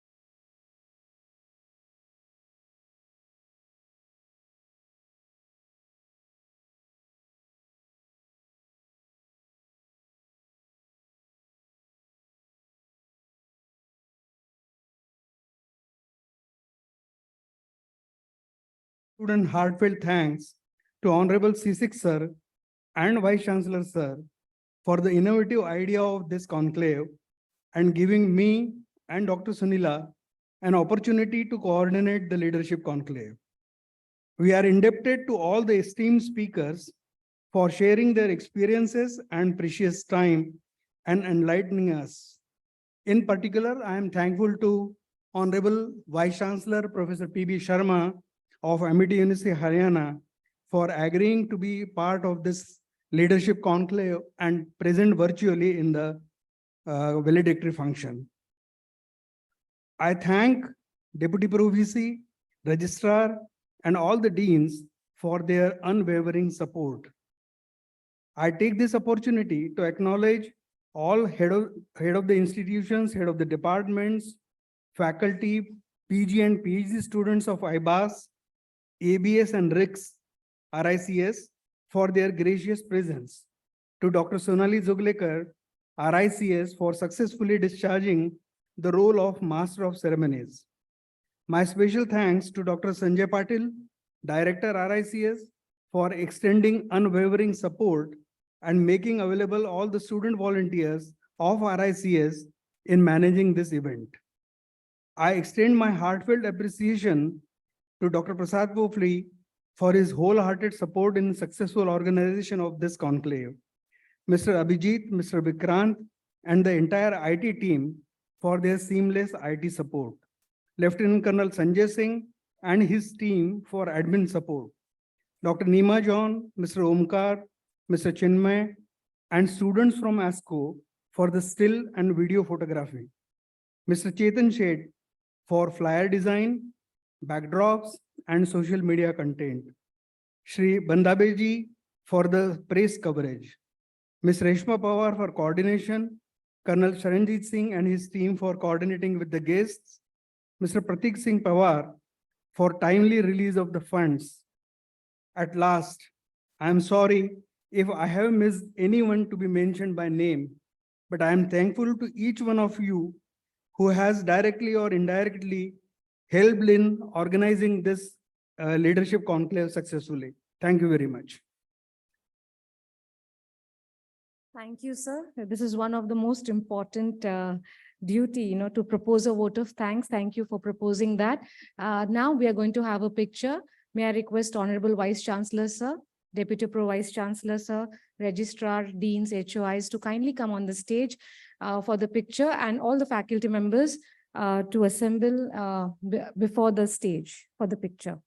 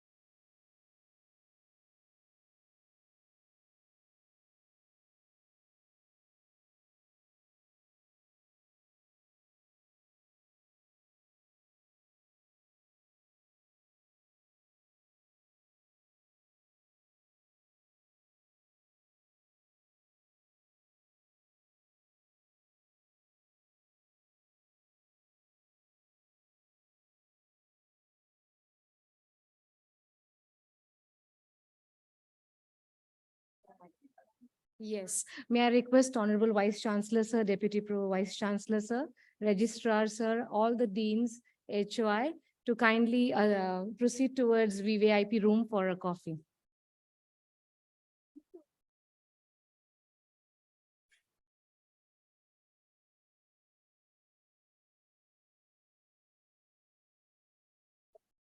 Thank